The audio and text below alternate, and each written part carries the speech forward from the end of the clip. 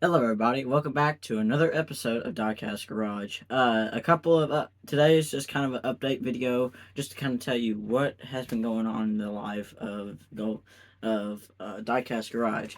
So basically, what's been going on with Diecast Garage is, as you know, we've been doing a project called the Tower Hobbies 40 airplane.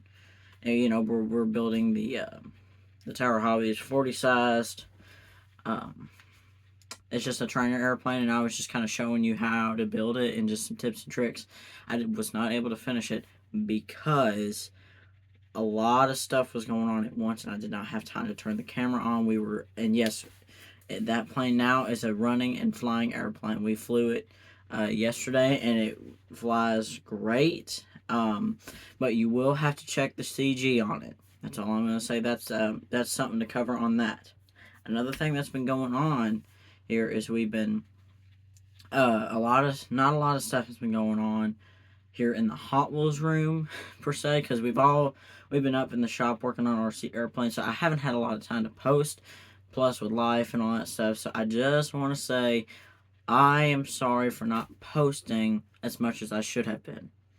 I'm also busy with my other channel, the Banjo Kid, which, by the way, y'all need to go check that channel out. We've got a lot of stuff going over there as well that's not on camera and stuff, but this channel is growing, and I'm very happy about that. We have a couple more subscribers, and I am really, really happy about that. So thank you to everybody who has subscribed to my channel, to both of my channels, and has been supporting me throughout this journey of Diecast Garage and the Banjo Kid YouTube channel.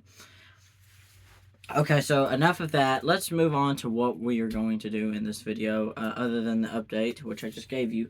We're going to be talking about the differences between the advantages of having just a normal Hot Wheel car and also having something a little bit.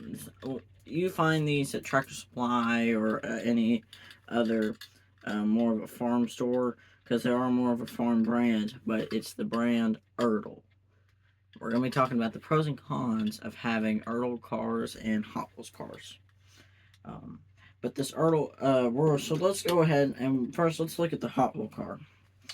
So first off, right off the bat, you can absolutely see this car right here has got very simple details. It's mostly plastic with a metal body, a die-cast body, and plastic wheels, plastic base, and it's held together by rivets. But very, very nice details, and also very simple details, but it also feels like a real model, so that's always good. But it's also feel the weight of it. It's not heavy, but it's also not too terribly light for a model like this. And yes, this is a Hot Wheels Basic. If you are already asking, this is a Hot Wheels Basic. Now we're moving on to the Ertls. Already something that you can notice right off the bat is this has got an area to hook up, which I know some Matchbox cars will have a little hitch on the back, but none of them have one for a gooseneck. And you can buy like horse trailers or any farm equipment stuff to add to the back of these.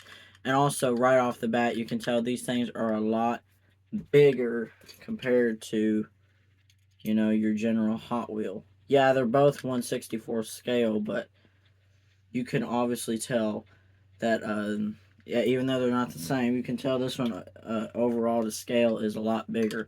It's a lot heavier. There's a lot more metal, and it's got big, bulky steel axles, rubber tires, and a lot of detail, which I love that about it. And it is also held together by rivets, and it's also got a plastic base. And another thing, they mostly sell trucks. Ertl does. So here's another truck right here. This is a Ford F350, um, and it's got the same thing right there. You got the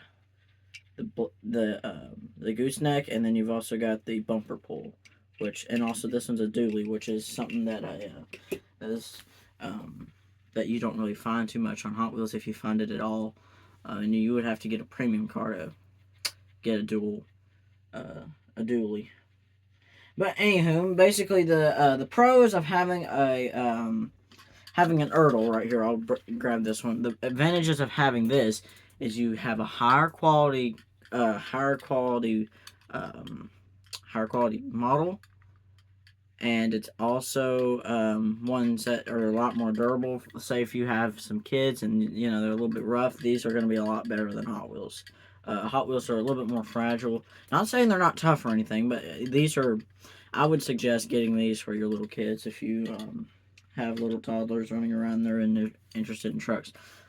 But the only con that I have are two of them. These won't fit on Hot Wheels track, and they don't roll that great. See, watch. They got bulky axles, and that just kind of slows them down. They're just kind of wonky. Where obviously with the Hot Wheel, it sounds so much better.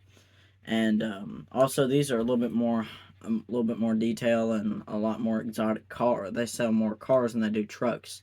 But I believe both brands, if you have a diecast collection like I do suggest having a few Ertls in there. You know, it doesn't hurt to have, you know, just a couple of, not just Hot Wheels. I suggest having a mix of brands of bigger scales, like you can see right here with this 57 Chevy. I'll move the camera over.